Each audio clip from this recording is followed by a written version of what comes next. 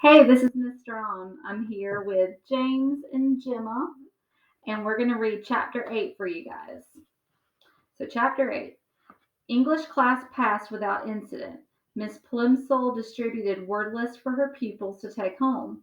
The more words you know, she explained, as always, the more exactly you can think.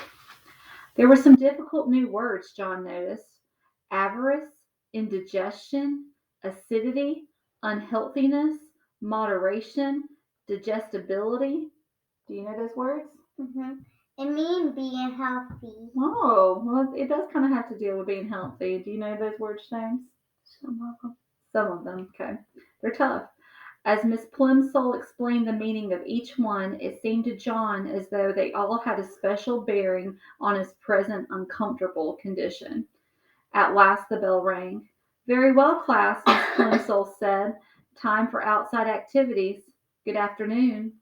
"Good afternoon, Miss Plimsoll."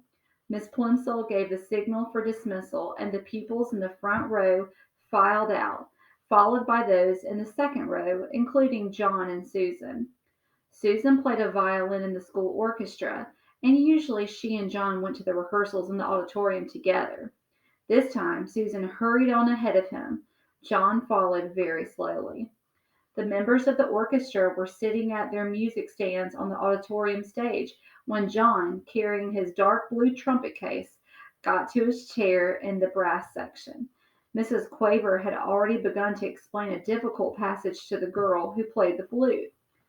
"Just after Jay sings, 'Nestlings chirp and flee,'" she was saying, "you come in with your trill. Doodle oodle oodle oodle oo. Do you see the place on your score? Good." "Ah, John," Mrs. Quaver exclaimed, seeing him in his place, "I'm glad you're not absent. As I have just told the others this afternoon, we're having the first joint rehearsal of my arrangement of a boy's song by James Hogg. We've been over all the individual parts and all the sections you will recall. Now it's time to fit the pieces together." John nervously opened his trumpet case and took a shining golden trumpet from its bed of scarlet velvet. The beautiful new instrument gave him confidence. He worked the valves nimbly with his fingers and looked up at Mrs. Quaver again. "Now, John," she said, "tell me when your little solo begins." "Right after the end of the second verse," John promptly replied.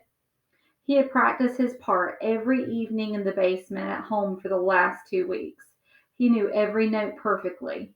After the line, "That's the way for Billy and me." "Good," Mrs. Quaver said.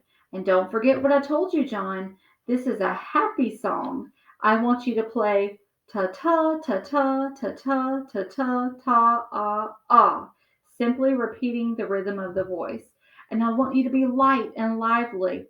This is supposed to be the song of a boy who loves romping in the country." Can you make a trumpet sound like that? I cannot. You can't?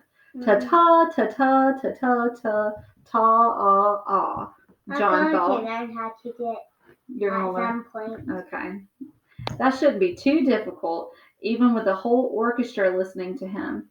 He had played it over and over again at home, but he would have to try extra hard here. This was to be his first solo.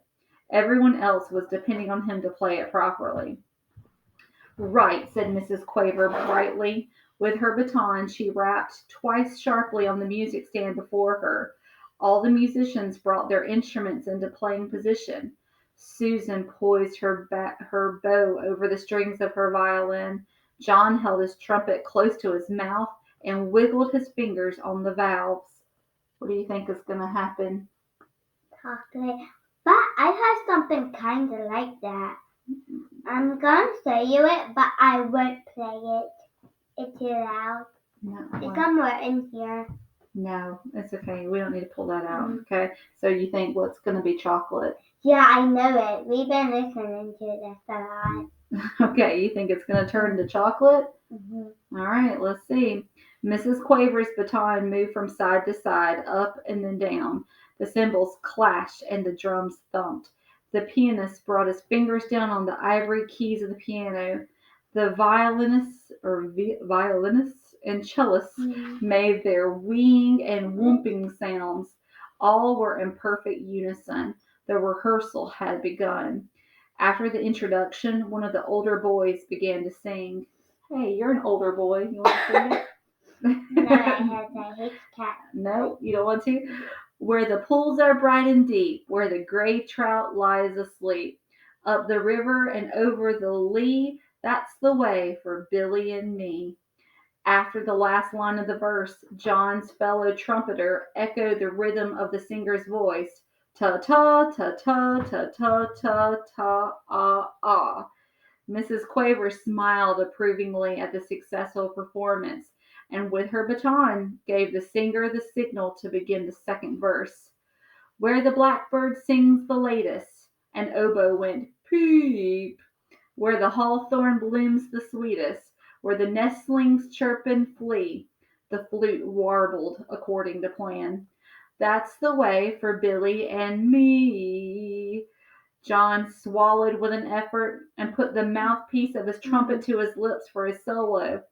The mouthpiece instantly changed to Chocolate. he got it. Then almost as fast, the chocolate spread along the instrument, changing all the flashing gold into dull brown. The first note came out fairly true, ta, but chocolate trumpets cannot withstand much pressure. The hole in the mouthpiece softened and clogged up, and the valve stuck as John desperately tried to finish his part. Mrs. Quaver's eyes almost popped out of her head as she listened to him play. Ta ta tu ta tur ta ta ta. It sounded as though John were trying to play a soap-filled bubble pipe. Wait, I will do it. Terribly flustered, he put down his trumpet. Hold on, you can show him when I'm done with this page. Mrs. Quaver was speechless. The orchestra was rocked by uproarious laughter. The other trumpeter leaned over John's chair and picked up the trumpet.